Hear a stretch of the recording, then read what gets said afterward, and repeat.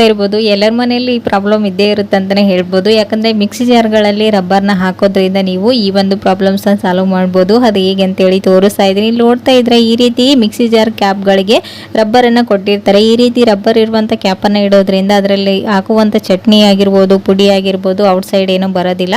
So ಈ ಒಂದು rubber ಬೇಗನೆ ರಿಮೂವ್ ಆಗ್ತಾ ಇರುತ್ತೆ ಸ್ವಲ್ಪ ದಿನ ಯೂಸ್ ಮಾಡಿದ ನಂತರ. ಸೊ ಇದನ್ನ ನೀಟಾಗಿ ಯಾವ ರೀತಿ ಇಟ್ಕೊಳ್ಳೋದಂದ್ರೆ ಈ ರೀತಿ ನಾನು ವಿಡಿಯೋದಲ್ಲಿ ತೋರಿಸ್ದಾಗೇನೆ ಈ ರಬ್ಬರ್ ಒಳಗಡೆ ನೀವು ಈ ರೀತಿ ರಬ್ಬರ್ನ ಹಾಕೋದ್ರಿಂದ ಇದು ನೀಟಾಗಿ ಕೂತ್ಕೊಳ್ಳುತ್ತೆ. ನೀವು ತೆಗಿಯೋವರೆಗೂ ಅದು ಔಟ್ ಸೈಡ್ ಬರೋದಿಲ್ಲ. ಹಾಗೇನೆ ಈ ಮಿಕ್ಸಿ ಜಾರಲ್ಲಿ ಹಾಕಿರುವಂತ ಚಟ್ನಿ ಪುಡಿಗಳಾಗಿರ್ಬೋದು ಏನು ಔಟ್ ಸೈಡ್ ಬರೋದಿಲ್ಲ. ರಬ್ಬರ್ ಹಾಳಾದ್ರಲ್ವಾ ಅದು ಔಟ್ ಸೈಡ್ ಬರೋದು.